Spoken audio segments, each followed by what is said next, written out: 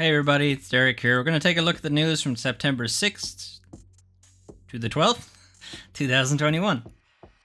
Okay, so probably the biggest thing for gaming this week was Sony's PlayStation Showcase that was on Thursday afternoon, or Thursday night rather, here, and afternoon in the US and whatever else, everywhere else. Anyway, we're just going to go through a couple of the things that they showed off. We're not going to go through everything because I wasn't particularly interested in everything, but the links will be here if you want to check them out. So the first thing they had was their big new ad, basically, that they're going to be showing off in different places. It's their latest third place for the players, all that kind of stuff, and it's just a fairly high concept chess match between two different players and different players taking on different chess pieces and all that kind of thing. And there's different video game Easter eggs and stuff all about the place. It's kind of fun, but it also goes on for way too fucking long. Anyway, then we got into the game. So the first game, if you like, that was revealed is a Knights of the Old Republic remake. Now, the trailer is just a CG concept thing. They have very little or practically nothing to show. You'll actually not hear very much here, but there is a voiceover from one of the characters from the game talking about the Sith and how they're terrible and how we can't let them come back. But it turns out we did let at least one of them come back, and the one we let come back is incredibly powerful, and we really need to do something about him.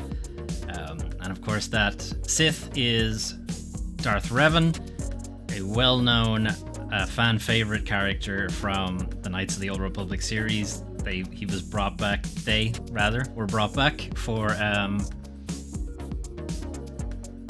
the Old Republic MMO. They were brought back for that. There was a novel written about them later on, and so on. So they're a very well-known character, for very good reasons. It's really well done how the game plays. What's interesting for Knights of the Old Republic remake is that it is a PS5 exclusive, limited time exclusive, so whatever, for a year, 6 months, something like that. But one of the more interesting things is Knights of the Old Republic never came out on PlayStation, which is really, so it's really odd for it to now become, for the remake to now become timed exclusive for PS5, which is very odd. Also noticed that Aspyr are working on it. Aspyr have worked on, I believe, the HD remasters of Knights of the Old Republic for like mobile and stuff like that, and they have done a couple of other CRPG remasters. EA are not involved though, which is interesting because it seems like the Star Wars license may be moving to different places. Who knows?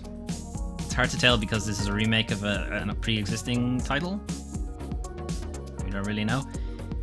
Project Eve. So Project Eve kind of got its announcement here, and also got a shit ton of like gameplay and like showed off a whole lot of stuff, and it looks really cool. It's a kind of mix of there's a lot of Nier in it, there's a lot of Bayonetta in it, but there's also, I know it's kind of cliche to say this, but there's a lot of Dark Souls in it too. Whether this is coming from the difficulty standpoint or whether it's just a case of just the way the camera angle looks when you're playing. So I'll just skip ahead. This trailer is actually quite long and pretty cool, so if you do get interested in the game, do check it out. But I want to skip ahead to where the actual combat starts. So you can already see it's just like the camera angle is very kind of low. It's with the character prominent right in the center kind of thing, which is kind of very Dark Souls, like deliberate animations, that sort of thing.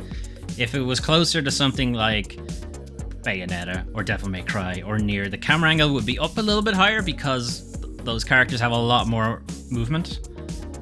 Whereas in Dark Souls, you don't tend to have a ton. But as you can see, the game is super stylish. It's from a Korean developer called Shift Up, and I think this is their first game. So it's kind of nuts. There's a lot of kind of biblical motifs going on, like her name is Eve. I think there is an Adam referenced at one point, and there's a lot of like biblical, like literary definitions or descriptions of angels, like with like 400 wings and like thousands of eyes and that kind of thing, which I think is where people are getting a lot of Bayonetta from it, because obviously Bayonetta was also against angels and stuff. Project Eve logo itself has Hebrew in it. I can't read it. I actually think it's backwards, as somebody mentioned, but I don't know, it's kind of odd. Anyway, do check that trailer out if the game interests you, because it really interested me. Then we had a very brief look at, actually, I'm going to say brief, but it wasn't brief enough because I got bored about halfway through it, but Tiny Tina's Wonderlands, which, as we've mentioned before on the channel, is Borderlands, but with magic instead of technology, and there's a sort of wrapping it around D&D, but not really kind of thing, because it's not exactly going to be turn-based or whatever. You know, they're just kind of using the high fantasy concept, but then also Borderlands is lots and lots of guns, you know, loot and shoot and all that kind of thing. So there's a chance you kind of already know what you're getting. If you already liked Borderlands and liked Tiny Tina's DLC, the dungeon thing that they had going for it, you'll probably have some interest in that. I don't, personally. Forspoken got a much longer gameplay trailer this time. We do have a better idea of how the game will play now. It's actually kind of a third-person shooter brawler thing. It's not quite as high-concept parkour as what it looked like before that. It now seems to be more of a over-the-shoulder shooter kind of thing. One thing pointed out in like social media and comments and such is that the character models look really good, but the faces don't. The faces are kind of really stiff, so we don't know if that's just if it's like a Final Fantasy X thing where sometimes the faces look really good and sometimes they look shit. If it's one of those kind of things. Maybe it's not finished yet, these particular cutscenes or animations or whatever. Or maybe this particular character model, since you're not going to see it very much because, you know, her character model changes pretty quickly in game and you get to the kind of more fantasy style version. I'll skip ahead to it. You know, you get to this character model, which is probably a bit better, like higher fidelity. I don't know. But we do get a bit of the story. She's going off fighting evil witches or something. I'm not sure there's any real reference to the real world ever again. You know, it seems to be an entire isekai. Is that what isekai is? Where somebody from the real world gets transported into Fantasyland and turns out they're the chosen one or something like that. I think that's what it is. I don't know. But you can see it's got a bit of over-the-shoulder shooty stuff. There's a bit of melee action going on. And like some of the faces look right, some of them don't. So who knows? The parkour stuff is probably the more interesting stuff, the traversal kind of thing. And do they get to the main villain? I'll just skip to the main villain bit.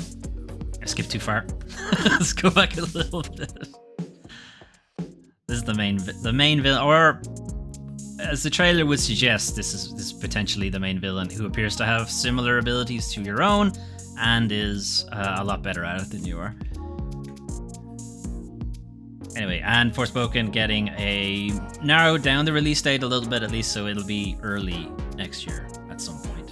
Rainbow Six Extraction, it didn't show a whole lot more. It was mostly CG, so I'm just going to skip over it, but we've looked a bit at that already. It doesn't really interest me, but it interests me to maybe watch somebody play it. I don't think I'd have any real interest in playing it myself.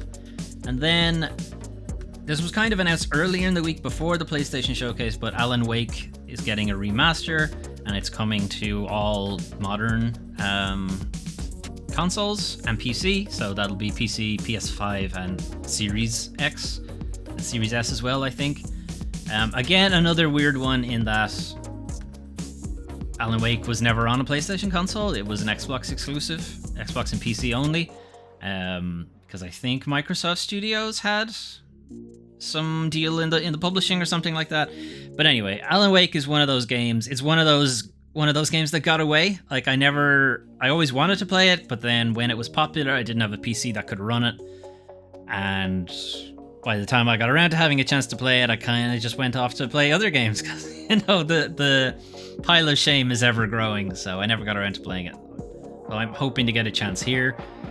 After playing Control from Remedy, I'm I always knew they were a good developer, but actually getting to play one of their games is like, yeah, okay, I understand the hype now, definitely. Like, I have first-hand experience, so very, very much looking forward to this. This is also being seen as the kind of first step to getting Alan Wake 2 out. Whether or not we'll see that anytime soon, we don't know. But this is kind of their idea of like sort of refreshing the franchise or the series. It's not even a series, it's only one game. Refreshing the IP, I guess, you know, getting people to look at it again, and, you know, getting the modern audiences up to speed with Alan Wake, and then maybe checking if there's some things people don't like about it. You know, game design does leap forward. Some things do feel clunky after a while. They feel old school or whatever. But it will be interesting to see a sequel if it does happen. Hopefully it does. Then, alright, fine, I'll play it, but whatever. Grand Theft Auto 5 is coming to PS5. For fuck's sake. This is 8 years now they've been milking this. First on PS3, then on PS4, now on PS5, and then like obviously Xbox as well, and on PC and so on. This trailer has been getting a ton of shit online for very good reason. It's showing, like, it's going like enhanced graphics and improved performance and whatever else. Seamless character switching, I think, comes up here. It's not the seamless character switching, they're not doing anything to get that. That's purely because the new consoles have SSDs. That's it. That's the only reason that's happening. They don't have to put any effort into that. Even backwards compatible, the PS4 version of GTA 5, you'll still get that seamless character switching. Like, it was already supposed to be a core proponent of the game, like the core game itself, is that you could jump around to any character you wanted. Anyway, enhanced graphics and so on, people are kind of saying that they don't see it. They don't see any improvement, really, other than, like, just looking at it on PC, it looks identical. So, like, they're not seeing any change. And on top of that, it got delayed. It was supposed to come out in November. Now it's coming out in March of next year. Anyway, it's getting a ton of shit from people who are just so sick of this breadcrumbing, not even breadcrumbing, of that Rockstar are doing. It's like, they give you fucking nothing. Like, who knows what they're even working on? Like, presumably they're working on GTA 6, but you don't know. They're far too secretive for their own good, and the stuff they do come out with is just not helping them at all. This is again a Skyrim port. You know, it's falling into the same trap that we're expecting to just see Skyrim on every platform. Now we're expecting to just see GTA 6 on every platform, and of course, they're still trying to get people to play their moneymaker GTA Online. And everything I see of GTA Online just reminds me of how shit multiplayer games are, and how horrible, and the exact reason I stay away from them. Anyway. Okay, so Ghostwire Tokyo got a fairly lengthy gameplay trailer here. I say fairly lengthy, it's not even 2 minutes, but like, it showed off. I guess you can show off a lot in 2 minutes. We got a bit of story. Some shit has happened in Tokyo. People have disappeared, and this is your character who seems to be missing part of his face, but I guess this is how he's able to see the ghosts or whatever. Everybody seemed to disappear, and their clothes are being reanimated or something. Demons have taken over, have either possessed them or are being allowed to manifest in the world or something like that. Then you have these horrible guys who look like the gentleman from Buffy the Vampire Slayer, and they were not a fun time. I'm really worried about Ghostwire Tokyo because its concept is really cool. Like, the enemy types are really interesting. Any kind of like horror folklore that I'm not familiar with is always interesting to me. So anything like these kind of like Japanese demonic stuff or whatever. But the first person gameplay looks weird. It looks like it's a VR title, I guess. What I need to see is like unbroken gameplay. Like, how does it actually play? So anytime they cut to the first person stuff, it's always mid combat. You know, there's never just you running around the world or whatever's happening. It's always just you're in the middle of just flinging a spell at somebody, or it's a cutscene. You know, I think I just need to see some unedited gameplay, and that will confirm my suspicions, I guess. That's also getting a spring 2022. Guardians of the Galaxy, I'm gonna skip. It's just more of it. I think at this point you're on board or you're not. Vampire the Masquerade Bloodhunt is their Battle Royale for no reason that I think is already out on PC, but it's coming to PS5. Whatever. Deathloop got yet another trailer. Again, at this point, I think you're either in or you're out on Deathloop. Radiohead's Kid Amnesia exhibition. No idea what this is. I'll play the trailer, but you're not going to get much out of it because you can't hear the music, and I wouldn't play it anyway because copyright. But it appears to be some kind of PlayStation and Radiohead collaboration where they'll like play some of their songs to some kind of exhibition. Maybe you can walk around in it. Maybe it's a video. I don't know. Basically, we don't know. We don't. Excuse me. We don't know anything about it. Oh, sorry. Radiohead and Epic, not PlayStation. It's probably a fucking Fortnite thing. Anyway, game I don't know how to pronounce. Ticha. I have no idea.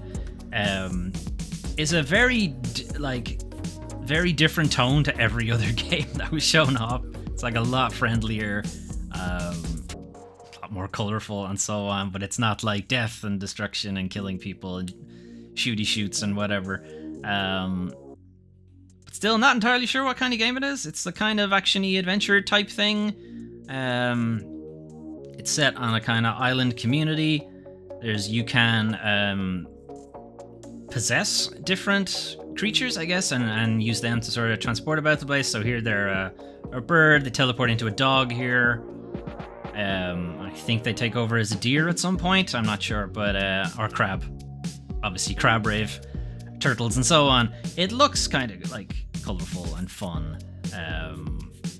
There is some kind of dark undertone to the story that you kind of get here a little bit. People are possessed. It's sort of in the same way that you possess animals. I think it works the opposite way around.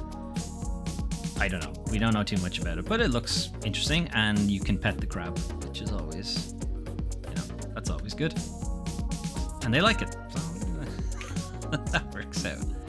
But again, very different tone to the rest of the whole presentation. Uncharted Legacy of Thieves collection is a remaster of Uncharted 4 and Lost Legacy. Again, I can't see how it would be very much improved. The game's already looked really good. I don't know what kind of improvement you're going to see there. Lost Legacy is actually very good. It was a pretty decent break from the Uncharted series, if you like. I guess just because it wasn't Nathan, and it's quite a bit shorter, and it had a bit of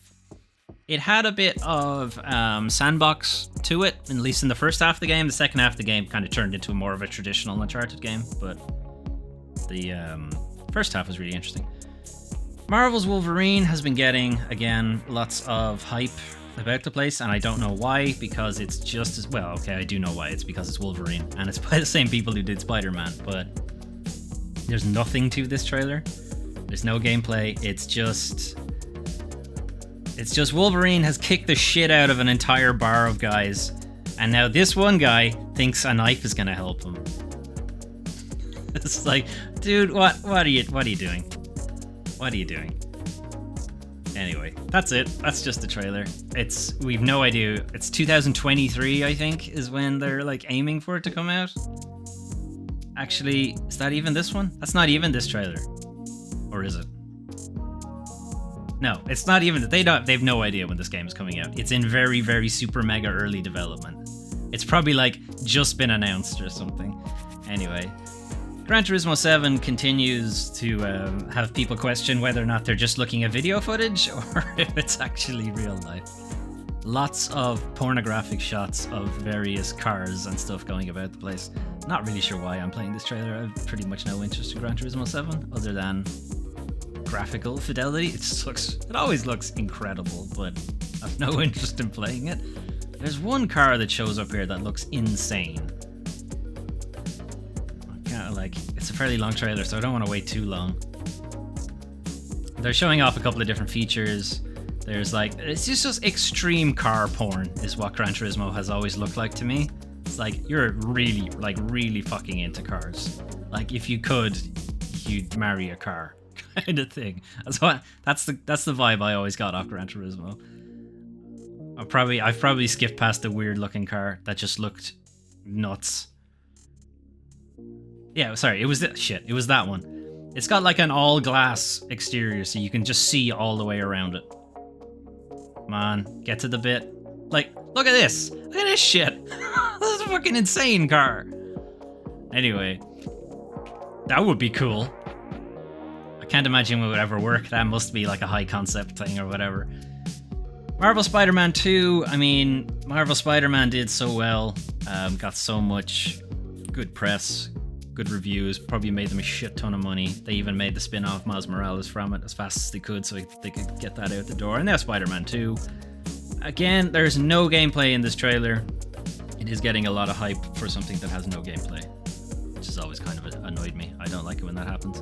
Honestly, I thought this was going to be Infamous when I saw the lightning and stuff, but it's not. It's Spider-Man. Interesting thing here is that it appears that it's going to be Peter Parker and Miles Morales, so whether it'll be a co-op thing or whether you switch between the characters during story, or maybe you can actually play as both of them at the same time, like it's like an AI partner kind of thing. We don't know. Kind of the bigger reveal for this trailer is the introduction of the villain for Spider-Man 2. Obviously this isn't going to play very well because you can't hear the audio, but come on, speed up so I don't have to play for time. Come on. I'm playing for time here, folks. Black screen. Did you get nothing out of it? Alright, there it is, fine. Jesus, that took forever. Venom, anyway, is the main villain. So it looks like it's also the more horrific. Yeah, horrific. That's where I got 2023 from. Spider-Man. It's more of the horrible monster type Venom, like his initial incarnation, rather than the kind of himbo he's more or less turned into.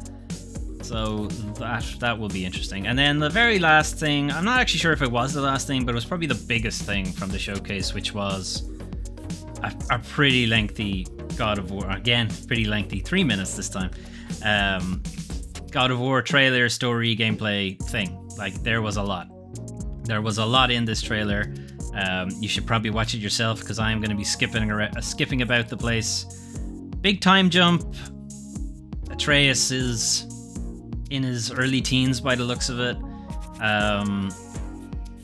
It does seem like it's in the same-ish area of where the first game took place, that all of the realms now are available, or allegedly will be available in the main game. Looks like maybe the game itself spans a bit of time as well, because there was like different seasons. There's an actual village here they're hanging out in. The main thrust of the game's story is that they're in search of Tyr, who is the god of war of Norse mythology. So they're going off looking for him, and that's kind of the main story beat. I guess there'll just be more of it, at least in this case.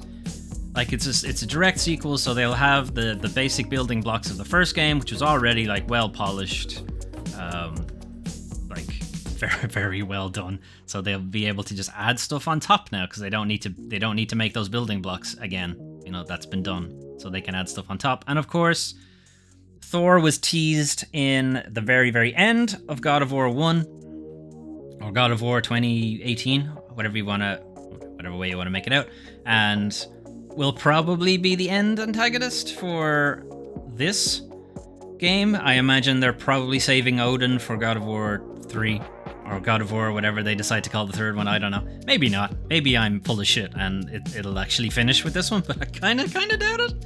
Anyway, there's a lot in that trailer. That's Tyr. He's a big boy, but he's not as tall as Lady Dimitrescu, apparently. So we had to get that out in the discourse, as whether or not he was taller than Vampire Mommy, and he's not. She's taller than him.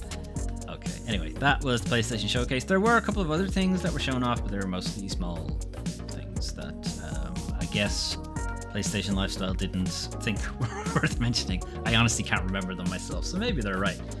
Anyway, so a kind of brief update here. I did mention that Firaxis would be showing off some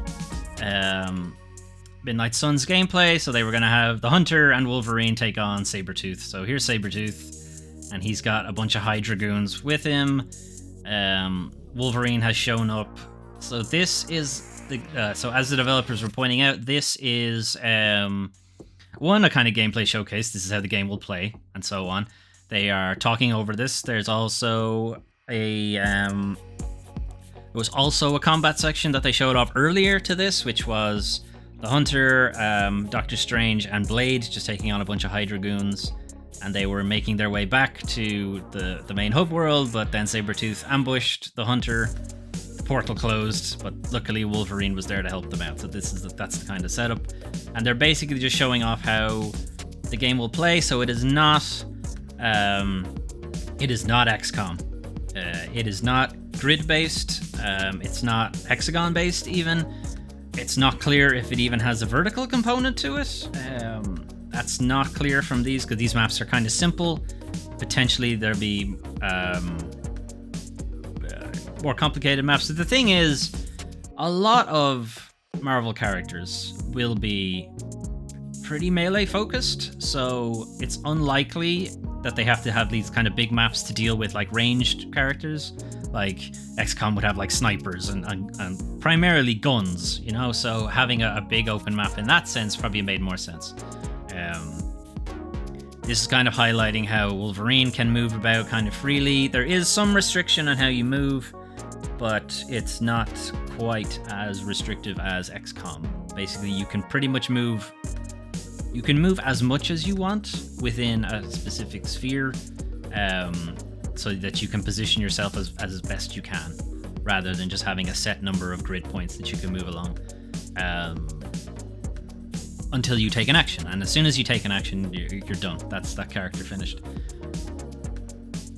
They're kind of just showing off here again environmental stuff. They went into a bit more of the basics in the first fight, but yeah, so combat is card based, but the cards themselves, you will know what they are. You equip them before fight or before combat or before scenario begins. You know what's in your deck, so it's not super random. Like, you know, you're well aware what's in the deck and what's going to be dealt to you. You just don't know in what order it's going to be dealt to you, I suppose, in the case may be. So if you are interested in seeing more of it and how it plays, you check out that video. The link is in the paste bin description. That was a weird way of saying it. There is a paste bin link in the description that has all the links for the video, as I have been doing for a while now. Okay, we'll continue on. So new releases for this week. So first one, probably the one I'm most interested in, is the new Tales of game, Tales of Arise, or Tales of Arse, as I've been calling it, is a big engine overhaul for the Tales series. The Tales series has been kind of just iterating on the same engine for a good few entries now. But they have been using an engine that was built for the PS3 and then kind of updated for the PS4, but not massively. And now this one is built kind of for the PS4, PS5 kind of thing. I played a bit of the demo. The demo was a lot of fun. I think the demo honestly puts you a little too far into the game, because you don't have the time to acclimate to the kind of changes that the combat has gone through. It's a lot faster now. It's a lot more responsive kind of game. The Tales series is always kind of balanced on a pseudo turn-based and straight up brawling game. It's always been kind of somewhere in between those two, and it's kind of moving a little bit closer to a brawler type now. Now, having said that, people who are like super into the Tales series, you don't have anything to worry about. From what I've seen from the demo, what I've seen from other people playing it, like live streams and such, this is a good one. This is a good game. You should definitely go get it if you're a fan of the series or new to like JRPGs and stuff. Okay. Fist Forged in Shadow Torch is a side-scrolly brawler Metroidvania thing where you are a very angry Russian rabbit, Russian hare maybe, with a big old fist, and you like to punch people with your big fist. Pretty much, that's the deal. So it's a bit more of a combat-focused Metroidvania side-scrolly type deal. I am really interested to look at it just from the combat standpoint, because it does look like it has a really interesting combat system. And the fact that he's a really angry Russian rabbit is kind of funny to me. I don't know why. Also, how did you manage to not grab her with your giant hand? Anyway, that's Fist. It has been on. I've been showing it on the channel a couple of times now. The Artful Escape, again, also been shown on the channel for a while. This is also a platform side-scrolly type thing, but all kind of music-based, and there is a bit of a broader kind of social aspect to it. That trailer was very short and showed basically nothing. But yeah, there is a kind of real-world element to it as well. You're not always in these fantastical areas running about the place. You're talking to people and figuring out what you want to do with your music career and that kind of thing. I think these sections are more like music videos or whatever. He's putting his pieces together. Don't know. And then WarioWare, Get It Together, the latest Wario title. Most people seem to be pretty interested in it, but some of the platform aspects to it, platforming bits, are maybe not as much fun. But I mean, it's a Wario title. It's mostly meant to be nuts, I guess. Just really weird shit mini games. Anyway, WarioWare Get It Together is also out this week. Okay, now it's time to talk about the worst part of video games, the video game industry. Okay, so the Apple versus Epic lawsuit court trial thing finished this week, and there have been a lot of articles going on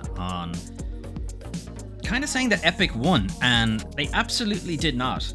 I don't know where people are getting that from, because reading the actual court document, no, they absolutely did not win. Apple didn't win either. Nobody won, but Epic definitely didn't. No, they levied 10 allegations against Apple, alleging antitrust, anti-competition, just a bunch of anti-consumer stuff, and they won one of them. 1 out of 10 is not a success. And even then, what they won is actually of no benefit to them. I don't know where people are getting that Epic epically owned Apple, because they definitely didn't. So, judge in the case completely rejected the antitrust claims. Okay, so given the trial record, the court cannot ultimately conclude that Apple is a monopolist under either federal or state antitrust laws. While the court finds that Apple enjoys considerable market share of over 55% and extraordinarily high profit margins, these factors alone do not show antitrust conduct. Success is not illegal. The final trial record did not include evidence of other critical factors such as barriers to entry and conduct decreasing output or decreasing innovation in the relevant market. The court does not find that it is impossible, only that Epic Games failed in its burden to demonstrate Apple is an illegal monopolist. That sounds like they didn't win that, right?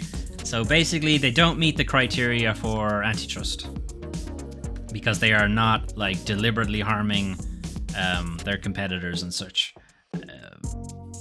Now that being said, they didn't get off scot-free, because there are some other shit that they got hit on. So they didn't get hit on antitrust, but they did get hit on anti-competition or anti-steering, I think is what it ends up being called somewhere in this article. I should have highlighted it, but I didn't.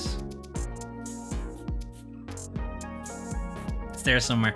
So the thing is, they don't meet the criteria for antitrust, but some of the things they're doing are kind of close to it. So the judge has made some kind of recommendations and stuff, but basically, it's kind of like a definition of. Sorry, I'm skipping a little bit too far ahead. This actual block of this article from Tech Dirt by Mike Masnick is actually highlighting the idea to be like an antitrust means you need to have a monopoly on the market, or a functional monopoly rather. So in order to do that, they needed to first define what the market was, because it's a legal thing, so they need to have these definitions and stuff. So they needed to find specifically what market are we talking about. And Epic wanted it to be extremely narrow, basically just their product, pretty much, because that helps them the most. And Apple wanted it to be as broad as possible, because that helps them the most, because they can't just focus on one thing. And what the judge ultimately said was that this case and this antitrust thing is pretty much entirely about digital mobile gaming transactions, which Apple do not have a monopoly on, because Android exists. It's already there. And there are other digital mobile gaming things as well. Ultimately, after evaluating the trial evidence, the court finds that the relevant market here is digital mobile gaming transactions, not gaming generally, and not Apple's own internal operating systems related to the App Store. So this isn't against the App Store, it's not against gaming, it is specifically the digital mobile market. The mobile gaming market itself is a $1 billion industry. The size of this market explains Epic Games' motive in bringing this action. Having penetrated all other video game markets gross, the mobile gaming market was Epic Games' next target, and it views Apple as an impediment. Further, the evidence demonstrates that most App Store revenue is generated by mobile gaming apps, not all apps. Thus, defining the market to focus on gaming apps is appropriate. Generally speaking, on a revenue basis, gaming apps account for approximately 70% of all App Store revenue. Holy shit. This 70% revenue is generated by less than 10% of all App Store consumers. Yep, that's the whales they keep talking about. These gaming app consumers are primarily making in-app purchases, which is the focus of Epic Games' claims. By contrast, over 80% of all consumer accounts generate virtually no revenue, as 80% of all apps on the App Store are free. This is kind of an aside, but does this sound like a viable market? That only 20% of the consumer base actually makes any money, or no, 20% of the consumer base actually contributes any money to the thing. Would you even consider them consumers at that point, since they're not consuming anything? Anyway, we'll go back to it. Anyway, this part of the article is sort of just, it's kind of trying to cover the bases for the inevitable appeal that's probably going to happen. Epic is almost certainly going to appeal this. So they're sort of just trying to cover their bases on this kind of thing. The court did find that Apple violates California's unfair competition law. So this is again where the anti-steering stuff comes in. Epic again don't get a complete win on this, the court notes, because it failed to show any unlawful practices, but they were just unfair ones. So they're not doing anything illegal, but you're dangerously close to it, kind of thing. So they can't really slap them with a straight up "you broke the law," but you're a little close. You're a little close, guys. So we're gonna suggest you do some of these things, and by suggest, we're gonna fucking make you do these things. So, as explained before, Apple uses anti-steering provisions prohibiting apps from including buttons, external links, or other calls to action that direct consumers to purchasing mechanisms other than in-app purchase. So basically, Apple have a clause in their contract that says you can't direct people to your own shop. So let's go with Fortnite. You can't direct them to the Fortnite shop to buy V-Bucks. They have to buy their V-Bucks inside the iOS app, if that's what they're running it on. Which means Epic can't highlight like deals going on or discounts happening or any of that kind of thing. Like they have to accommodate the, well, one, they have to accommodate the 30% cut that Apple are getting. So in general, the prices are probably higher on the iOS and probably on Android too. Whereas if you were going direct to the shop, it'd probably be cheaper, but they can't tell the player that because of the deal, because of the contract they have with iOS.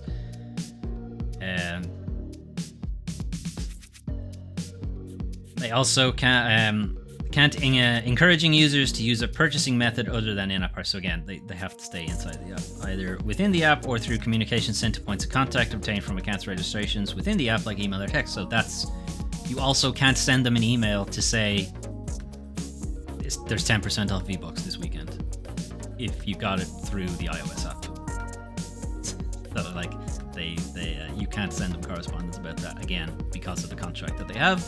Thus, developers cannot communicate lower prices on other platforms either within iOS or to users obtained from the iOS platform. Apple's general policy also prevents developers from informing users of its 30% commissions. You can't even tell users that the reason prices are higher is because of this 30% cut Apple get. Like, it's in the contract that you can't just tell people that.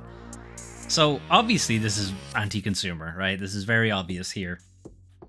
And the court agreed. This is very anti-consumer. So they basically filed an injunction that Apple are now prohibited from Apple from prohibiting developers to include in their apps and their metadata buttons external links or other calls to action that direct customers to purchasing mechanisms in addition to in-app purchases. So now, alongside the buy it in the Apple shop button, you can also have a go direct to the direct shop or whatever.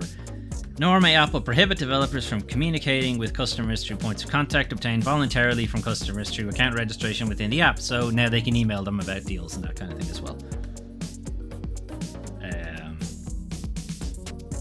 And then this kind of last thing is just sort of highlighting that Epic went a little too hard and a little too broad in their accusations, and if they had actually narrowed it down further, they might have had a better case. So while the court has found that evidence suggests Apple's 30% rate of commission appears inflated and is potentially anti-competitive, Epic Games did not challenge the rate. Rather, Epic Games challenged the imposition of any commission whatsoever.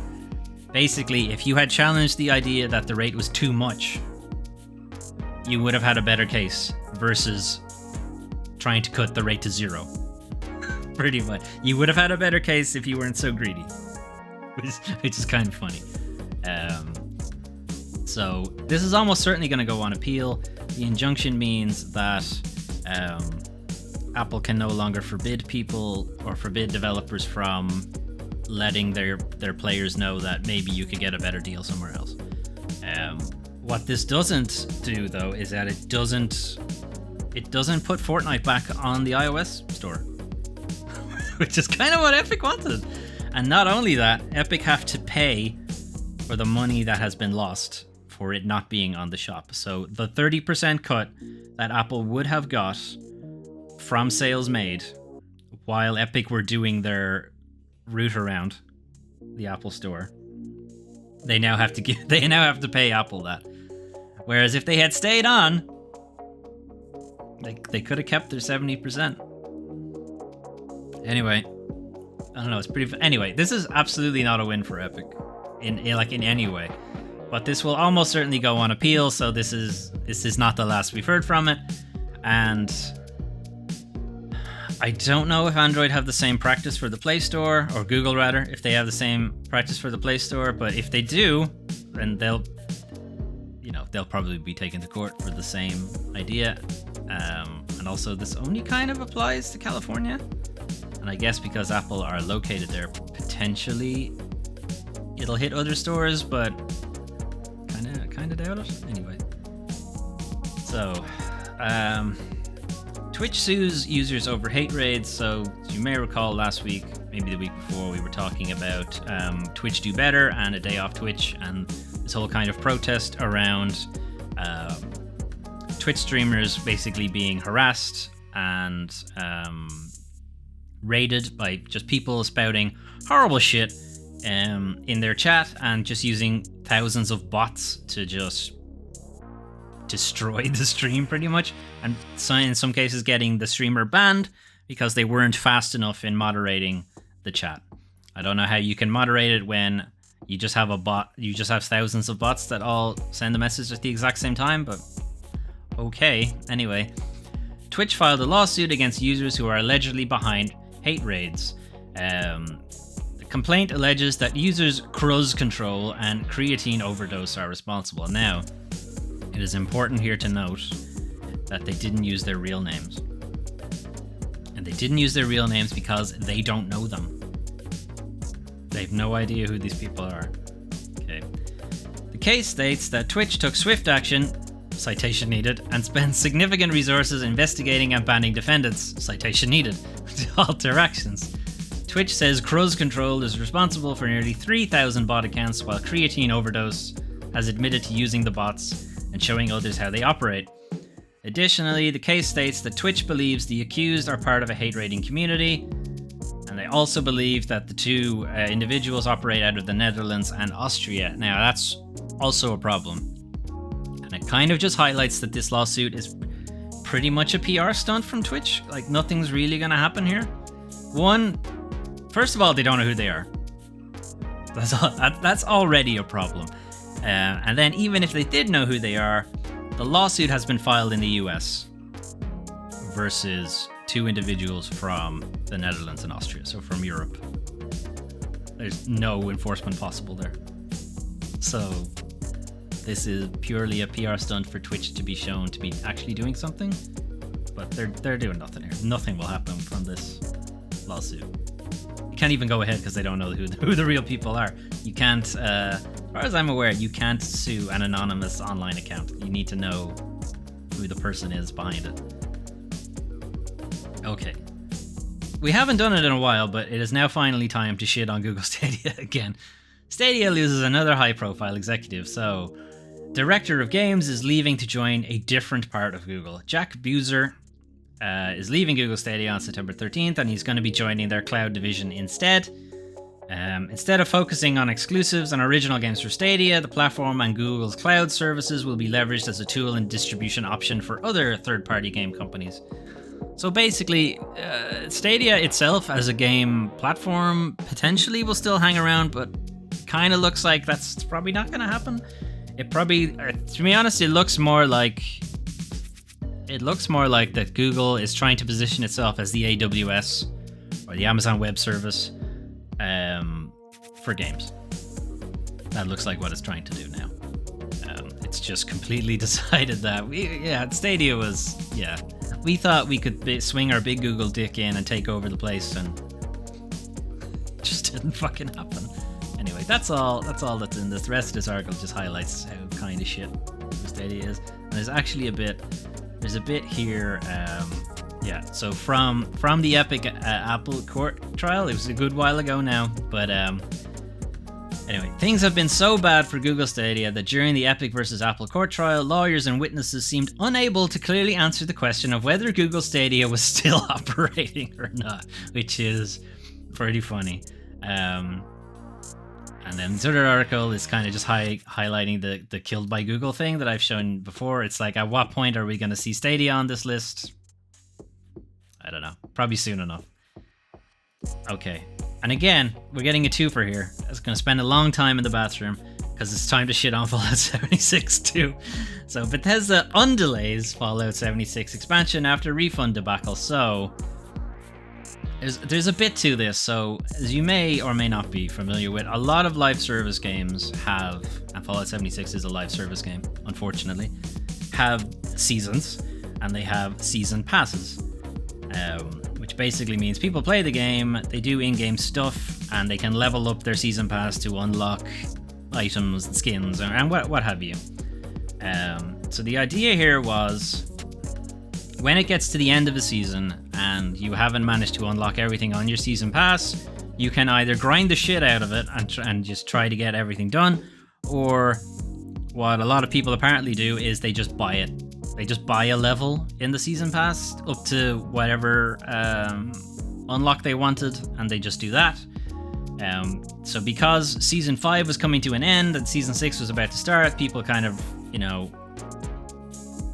were spending their atoms, i.e. the shit currency.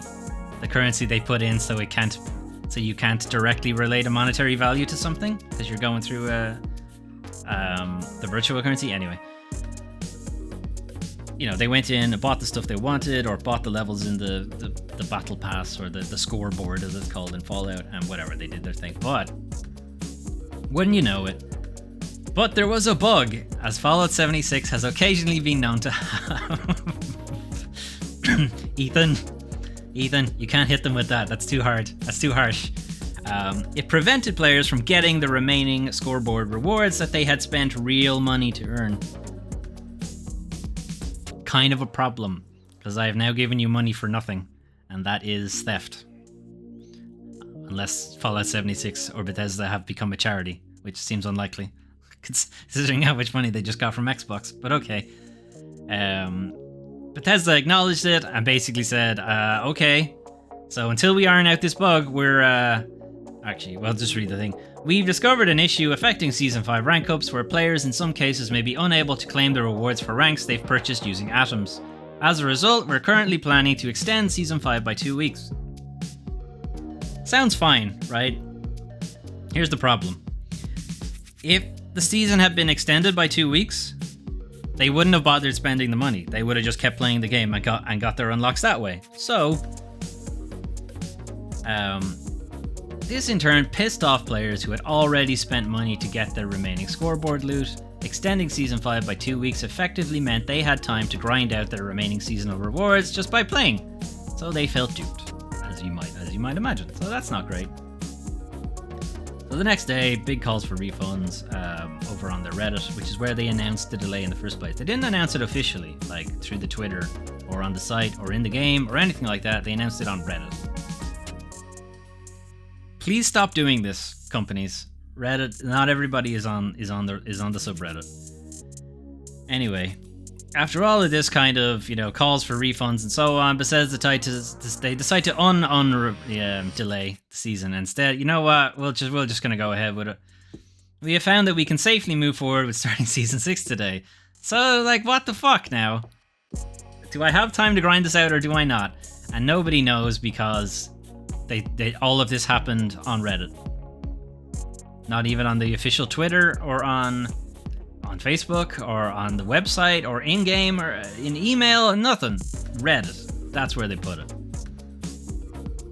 Even on top of this, the scoreboard rank up bug has been known for some time. I'm shocked. I'm shocked that there's been a bug that's been there since probably the start of the fucking thing. And Bethesda announced a delay last minute on Reddit, which we've gone over. This is not where you do those kind of things. You need to do this everywhere. Anyway, shitty stuff from Fallout 76, which is a very buggy game, and why are people still playing it anyway? Alright, advertising standards tells Star Citizen dev to make it clear that for sale concept ships don't exist. So I'm only bringing this because it's such a fucking weird, horrible knock-on effect of the whole virtual market, virtual currency skins thing, where there's no actual tangible product, so you can't point to these things. Basically,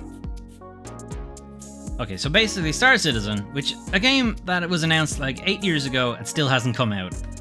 It's been in alpha for I don't know how long now, but one of their players made a complaint to Advertising Standards Authority because they were fed up of SIG, or Cloud Imperium Games, the developer, and the constant lies.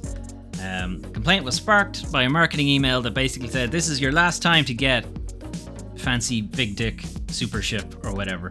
And the email does not mention that the ship in question does not actually exist in the game yet. It's a concept. It's concept art. You're paying money for something that, one, does not exist yet, and two, may not ever exist. The ship is a concept design that may never materialize. It may never end up in game. You're just throwing money at them at this point.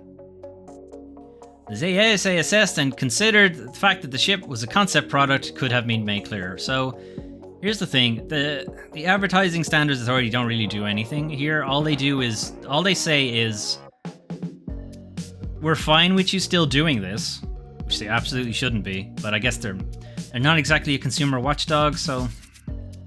Anyway, we're fine with you continuing to sell something that doesn't exist and may never exist, so long as you tell people up front that this doesn't exist yet. They don't mention that it might never exist. They don't mention that part. It's just that, just let them know that it doesn't exist right now. So, it will be available as playable content in a later patch. This means that the vehicle is in development but is not yet ready to deploy in your hangar or fly in Star Citizen. It will be available as player content in a later patch. The thing is, that's not true. There's no guarantee it'll actually be available. which is what the original complainant kind of came back to say, that they weren't just not satisfied with it. The wording is still extremely misleading, as they claim the ships will be playable, which they won't be. Sorry, there's no guarantee they will be. Let's put it that way. 8 years after its initial crowdfunding effort, Star Citizen is still without a release date. Cloud Imperium Games makes money by selling starter packs, subscriptions, and virtual spaceships. In May, Star Citizen raked in nearly $13.5 million from a game that's not out yet, technically.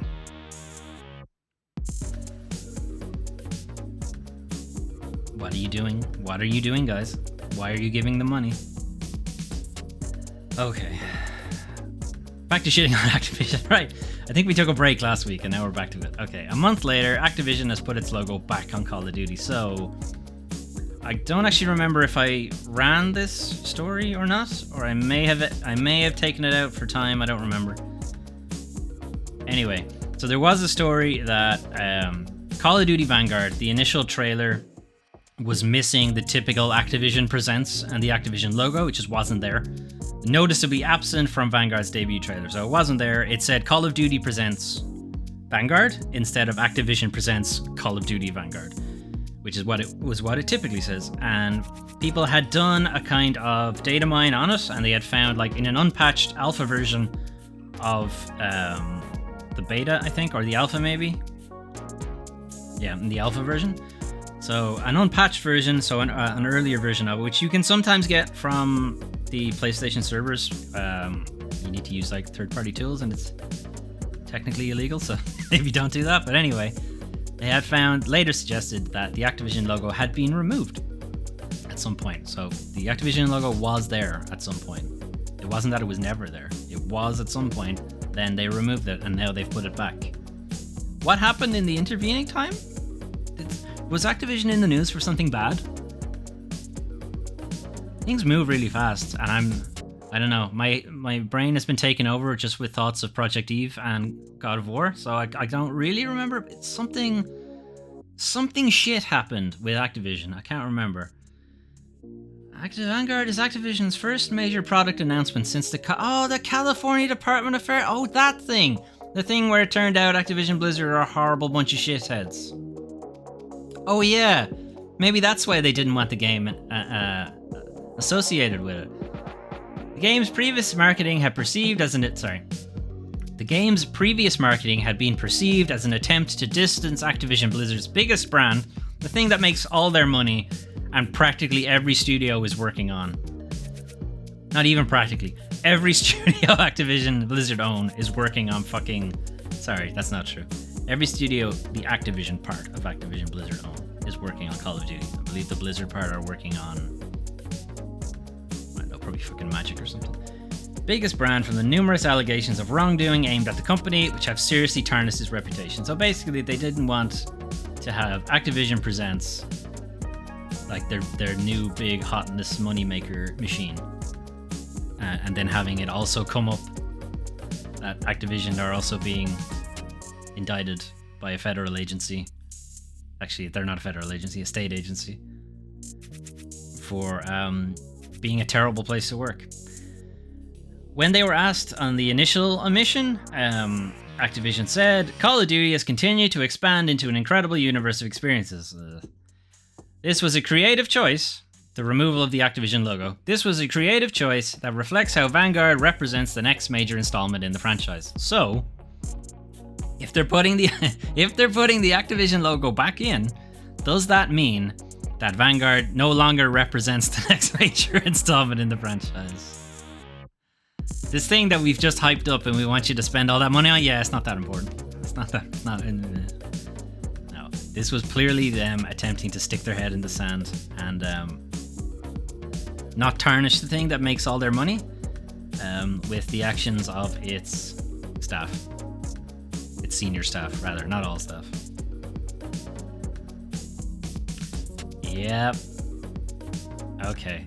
So this is a 1-2 punch here just to finish off. So developers distance themselves from publisher Tripwire after boss says he's proud draconian Texas anti-abortion law allowed to stand. So US news at the moment in Texas, the the US Supreme Court have basically punted this new Texas abortion law that basically says you're no longer allowed to get an abortion after 6 weeks. And vast majority of people would not even know they're pregnant after 6 weeks. Like, wouldn't even occur to you to get a test. In fact, I don't think a test would even show it up at that point. Like, that's basically one missed period. And if you were on birth control or whatever, like, birth control can fail, but you could still easily miss a period, and, you know, the timing schedule for it kind of goes out. And managing to you would have to have gotten a test within, like, the week, pretty much, in order to then schedule a later on abortion. Like, it is absolutely not enough time, and they're well aware that it's not enough time. That's kind of the point. That you're pretty much, like, you wouldn't even know at that point. Anyway, John Gibson, CEO of Tripwire, who do publishing for Chivalry 2, Killing Floor, and Maneater, basically came out to say, that's a good thing. I'm glad that's happening. Despite being CEO of a big company with lots of employees, I have decided to to make a political statement as a massive dumbass who's in charge of a lot of people, and though that company will now be associated with that because you're the CEO. So as a result, Shipwright Studios, who worked on Chivalry 2, they contributed something to Chivalry 2. It's Torn Banner, who worked primarily on Chivalry 2, and I think they developed solely Maneater. Anyway, they responded to that to say, well, get fucked. We're not doing any work with Tripwire ever again. Which is a slightly more succinct way of summing up what happened in that letter. It's basically just saying, we don't want to work with you because we don't agree with that. And then Chivalry 2 developer, Torn Banner Studios, they didn't quite say we don't want to work with you anymore, but they did say the views of John Gibson do not reflect the views of Torn Banner Games, pretty much, which is kind of what they're saying here. Its perspective is not shared by our team, nor is it reflected in the games we create, and so on. Please buy our games. We're not bigots. He also got shit from a couple of other games industry people. If you really want to, again, link is in the paste bin in the description. Go click on this if you really want to see it. I think it's actually been deleted at this point, but anyway. But here's the follow-up. Maneater Studio Tripwire CEO has quit following backlash at anti-abortion comments. Quit. Yeah, sure. He quit real fast. He quit really fast out of the cannon into the sun. Anyway, CEO of Tripwire Interactive has stepped down following the backlash to his decision to publicly back recent anti-abortion legislation. So all that stuff we just talked about.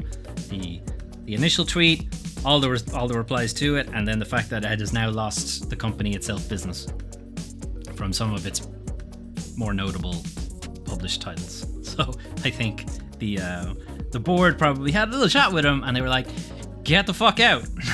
You are costing us money." As a result, Gibson has stepped down from his role as CEO of Tripwire, according to a public statement made on the company's Twitter account. So you can read it there if you want. Their CFO is going to step in the meantime.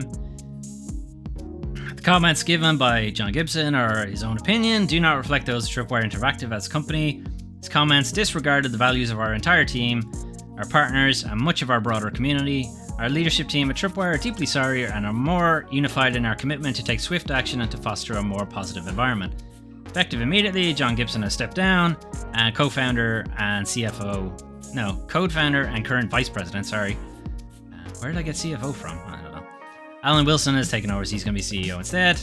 And the rest of this article just goes back to what I said previously, which is the initial tweet and the fallout from it. But yeah, you are absolutely entitled to your political opinion, but once it starts to become associated with, other people's livelihoods, get fucked.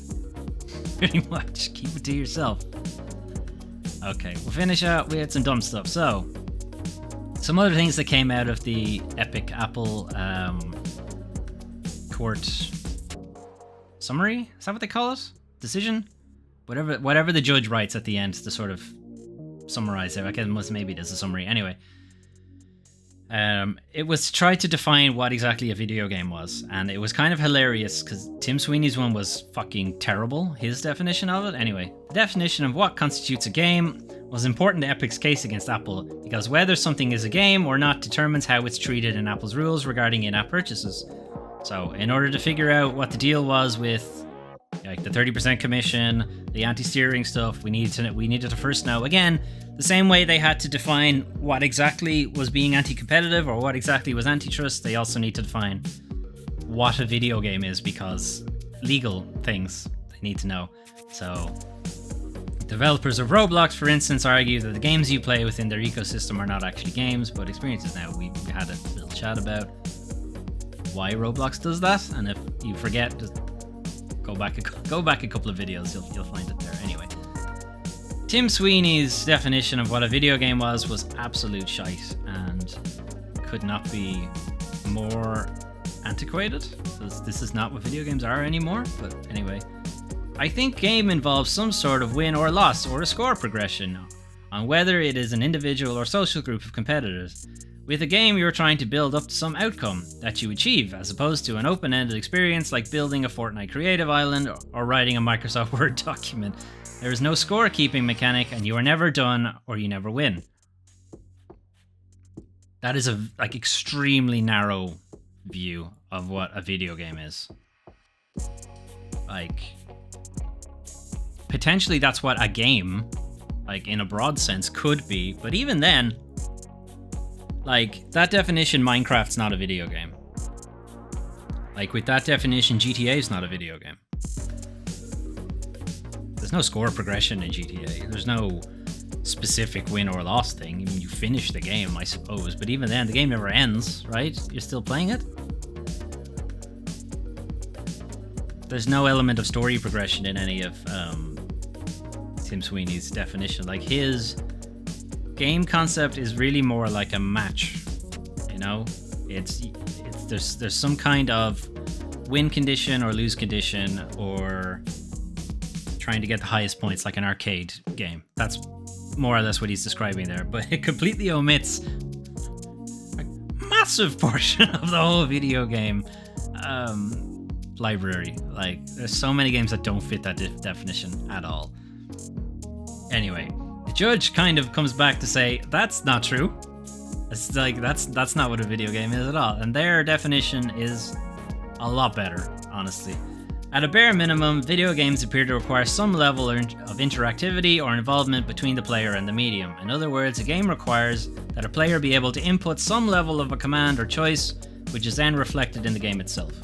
Gaming definition contrasts to other forms of entertainment, which are often passive forms enjoyed by consumers, e.g. films, television, music. Video games are also generally graphically rendered or animated. This part's not entirely correct, but they do correct themselves later on. As opposed to being recorded, as opposed to being recorded level or via motion capture, as in films and television. Now, that is obviously not correct entirely, because Night Trap exists. It's just if you were not familiar, and I kind of don't want to dissuade you from that unfamiliarity, but Night Trap is a terrible full motion video game where I won't go into it any further, but basically it's all shot live action, and you can just change what scene gets played. Instead, there's also a game that I looked at on the Games of videos. It's just Telling Lies, which is the same idea. They are properly live action with real people, recorded scenes that you can just chop and change between. The document goes on to note that beyond this minimum, the video gaming market appears highly eclectic, I imagine, and diverse. Indeed, neither Mr. Sweeney's nor Mr. Cosmica's descriptions, which focus on linear narratives and competitive modes, captures the diversity of gaming that appears to exist in the gaming industry today. Basically, you guys are old. You really got to update your opinion of what a video game is. That is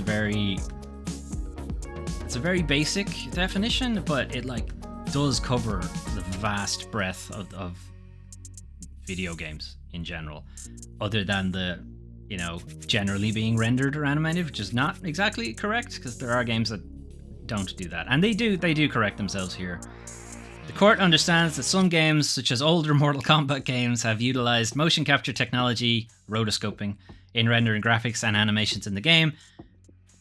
And presumably no one has shown the judge her story, which is a lot like Telling Lies. In fact, it's the same developer, same deal. It's a straight live action person that's just being recorded, and you just chop and change what's happening. So actually a good few of those games now on PlayStation, at least, probably on PC. Anyway, I just thought it was funny because, like, guy who's allegedly in charge of making most popular game on the planet right now has an extremely antiquated idea of what a game is, and the judge just did a much better job of it. Anyway, okay. This story is it's hearing dumb stuff just because there's no news, and there's still no news on Bayonetta 3 after fucking so many years now. Platinum says it's proud of Bayonetta 3 and wants to show it. Bayonetta 3 was first announced via a brief teaser at the Game Awards in December 2017. There's been fucking nothing since. It's basically the Metroid Prime 4 trailer. Same deal. It's almost identically the same thing, and there's just been absolutely nothing. There was supposed to be some kind of news this year, 2021. And there's not long left in 2021. So they kind of asked Kamiya, you know, what's the deal? Are we going to get news or what? And it was more of a not definitely something will come out this year, but if there is a year, then something should happen, right? Now, that could just be horrible translation, or maybe he's saying, just wait a bit. Just give me to December 31st. I'll have something, coach. If you remember last time, I said that even though everyone was asking about Bayonetta 3, maybe you should tell everyone to forget about it for a while. I kind of need to keep that stance for now because ultimately it's not our decision what to say and when to say it. So they are in a publishing deal with Nintendo, which means Nintendo kind of get to call on when marketing stuff happens. And marketing is showing like game development videos and that kind of thing. That's their deal. It's not up to the developer to make that decision. So their hands are kind of tied here.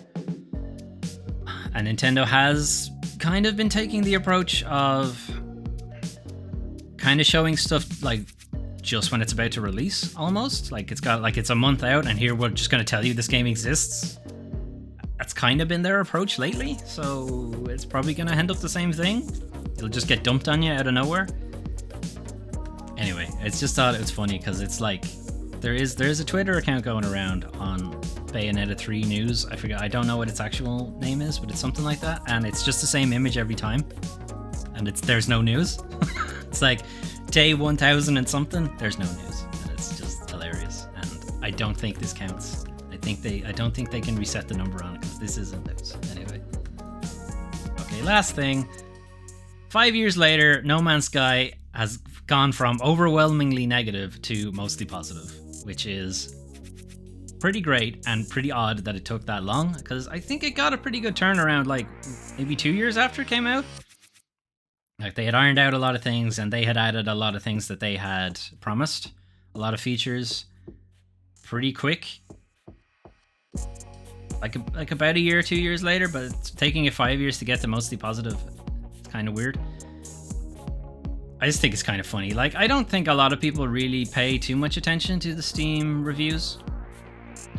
Just because, like, a lot of times you're aware of Steam bombing and that kind of thing.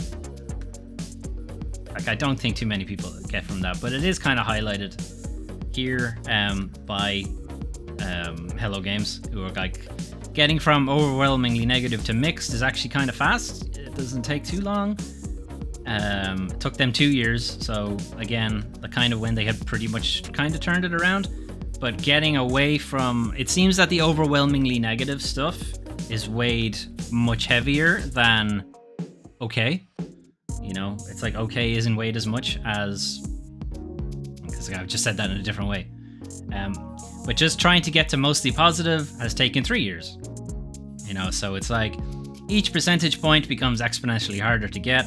So basically, the number of votes it takes to get from 20% to 21% is very low, but the number of points it takes to get from 69% to 70% considerably higher. So it's not a linear progression, it's an exponential progression. Okay? So basically, it's very hard to turn around from very negative to try to get it all the way back to positive. That's a very difficult turnaround for them, or for anybody. So that's like, it's impressive for them to do it. I am curious if it's difficult to go the other direction.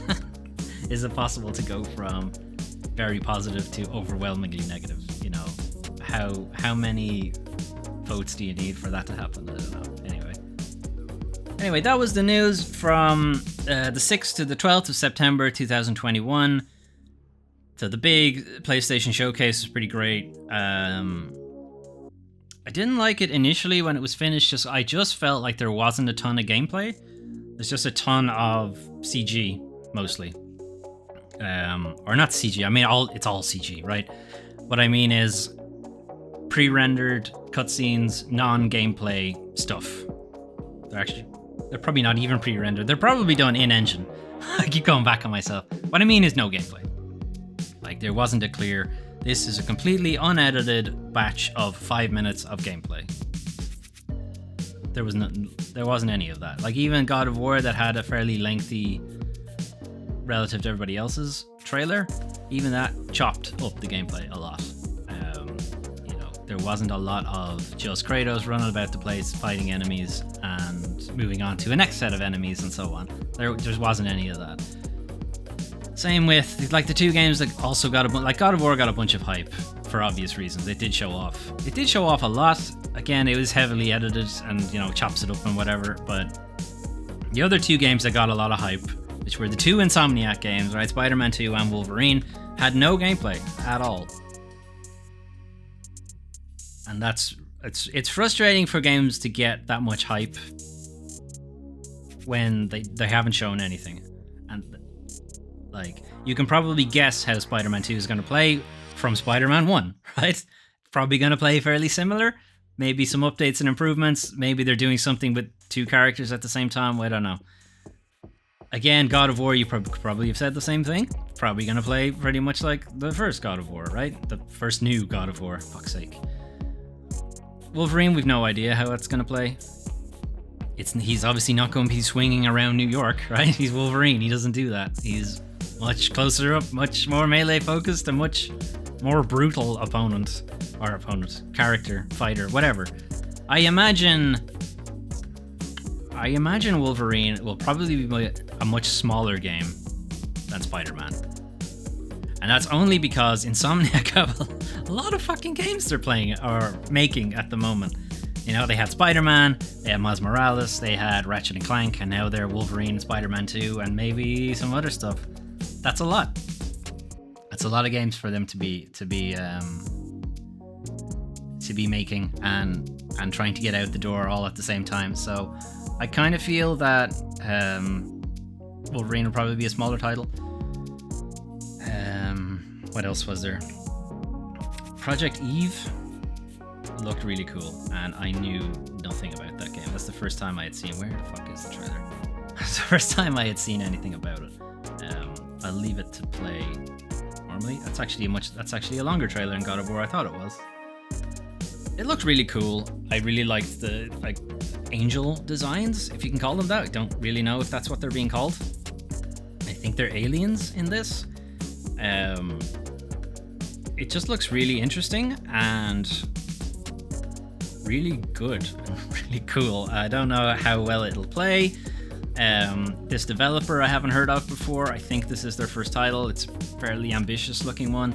If it is, this is Eve getting launched out into space. There's a really cool shot here of whatever this alien angel thing is taking over space station. Like, look at that. That's a fucking desktop wallpaper right there. That's what I mean by the literary description of angels with like tons of wings and millions of eyes and that kind of thing. I don't know. I'm really interested to play this, and maybe we'll get a shot at it in spring of 2022 because tons of games are coming out, and that tends to, I don't know why that happens. Like, they get a load of games out in the September, October bracket, and then the ones that don't make it out then basically get shifted to the next quarter, which is March, basically.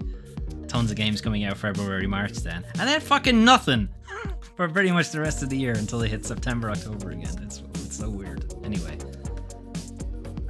Knights of the Old Republic remake. It's just a trailer. We don't know how it's going to play. They had a bit of a chat with the developers after the presentation. There was a small chat with God of War guys, and then with Herman Hulst about Insomniac. I don't know why they didn't talk to Insomniac for that, but whatever.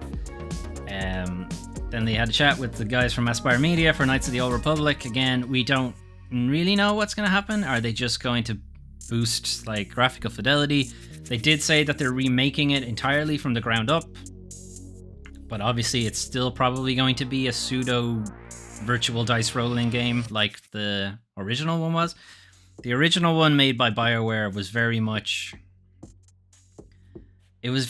using their Neverwinter engine, their Neverwinter Nights engine, which was a Dungeons and Dragons type deal. So Dungeons and Dragons, as you're probably familiar with, is heavy in dice rolling and such, and the video game versions for Dungeons and Dragons typically, if they're going down that route, if they're going down the RPG route rather than the brawler route or whatever, tend to have a kind of virtual dice rolling going on in the background, right? They're just trying to emulate the rules of Dungeons and Dragons, and Knights of the Old Republic did that as well. Knights of the Old Republic 2 did that as well. I will be interested to see if they try to remake Knights of the Old Republic 2, because that game, honestly, I prefer the story of Knights of the Old Republic 2, even though I really like Darth Revan. I just really enjoyed the concept of Sith Lords, just Knights of the Old Republic 2, but that game was very unfinished and very broken. There is a really good mod for for Sith Lords that brought back a lot of things that were cut and fixed a lot of issues that the game had, and it plays really well now. If you're interested, there's another desktop wallpaper. It's just, I don't know, this game looks cool. Anyway, elsewhere on the channel, we'll be looking at to get my Games of April video done at some point. I don't know. I have all the footage I need now and have finished all of the games that I wanted to finish on it. So hopefully see something about that. Also, Plague Tale has been continuing. I have put out a good few videos now for Plague Tale. So we're up to part 9 is the latest one up on the channel, and then part 10 will be up at some point this week. I'm also going to be looking at checking out Golf Club Wasteland, which I got a key for, and the concept looks stupid. So I just wanted to see what it's like. It's I don't know, astronaut, he's playing golf in a wasteland, and it's weird. I don't know. We'll see what it's like. I may or may not get to it this week, but it is another game where I got a key. So that's what I said.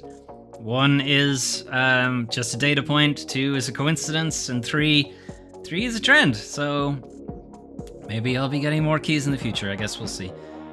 Do check that out. It does help. You know, it does help if I get keys and I do videos and people watch it. You know, it is helpful to me. And do let me know what you think of these videos and so on. If you wanted to see more from them, if you wanted me to spend more time on certain sections or whatever, let me know. When I do the new releases and stuff, I usually just highlight games that I have an interest in. Like, more games did come out. It wasn't just those 4. Like, other games came out this week.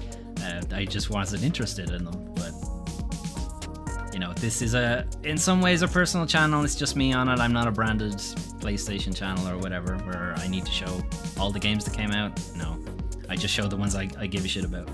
Anyway, leave a comment, like, subscribe, you know, whatever, all that jazz. You can find me on Twitter. Twitter handle's in the description.